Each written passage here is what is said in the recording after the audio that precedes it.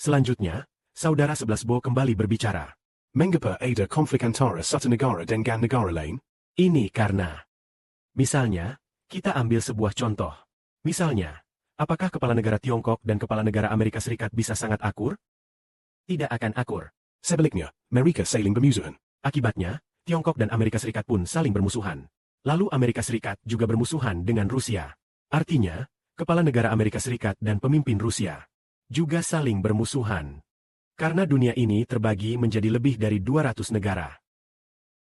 Lebih dari 240 negara, artinya ada lebih dari 240 pemimpin negara.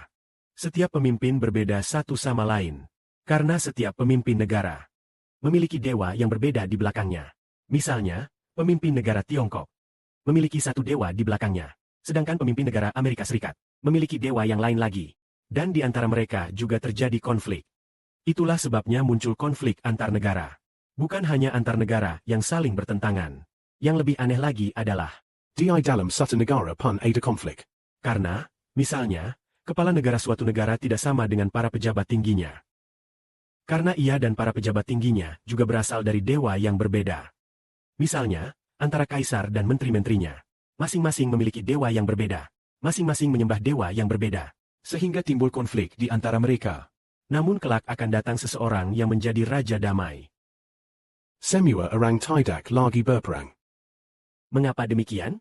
Karena bukan hanya roh di dalam dirinya adalah Yehuwa. Melainkan semua rakyatnya juga memiliki Yehuwa sebagai dewanya. Mereka semua menyembah satu Allah. Mereka semua menyembah satu Allah. Roh Allah yang benar tinggal di dalam sang raja. Dan juga tinggal di dalam seluruh rakyatnya. Dengan demikian, apakah semua orang menjadi damai? Damai. Namun tidak hanya itu saja. Raja ini, rohnya bukan hanya roh Allah yang benar. Tetapi juga roh Tuhan Kristus ada di dalam dirinya. Dan ternyata seluruh rakyatnya juga memiliki roh Tuhan. Yang juga tinggal di dalam mereka.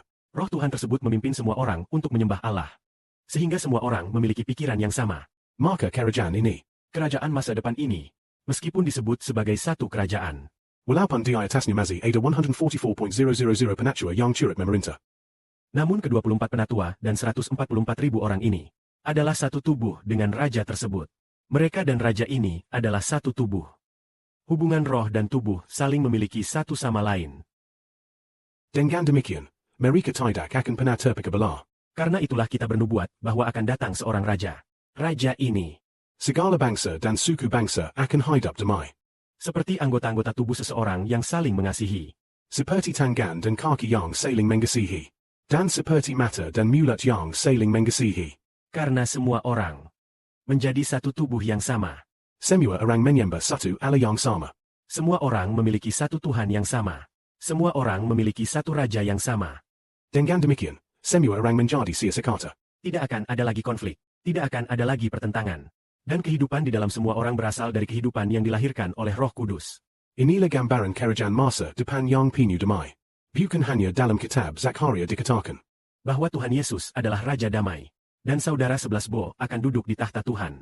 dalam kitab Yesaya juga dinubuatkan bahwa akan datang seseorang yang disebut Raja Damai. Orang ini adalah anak Tuhan.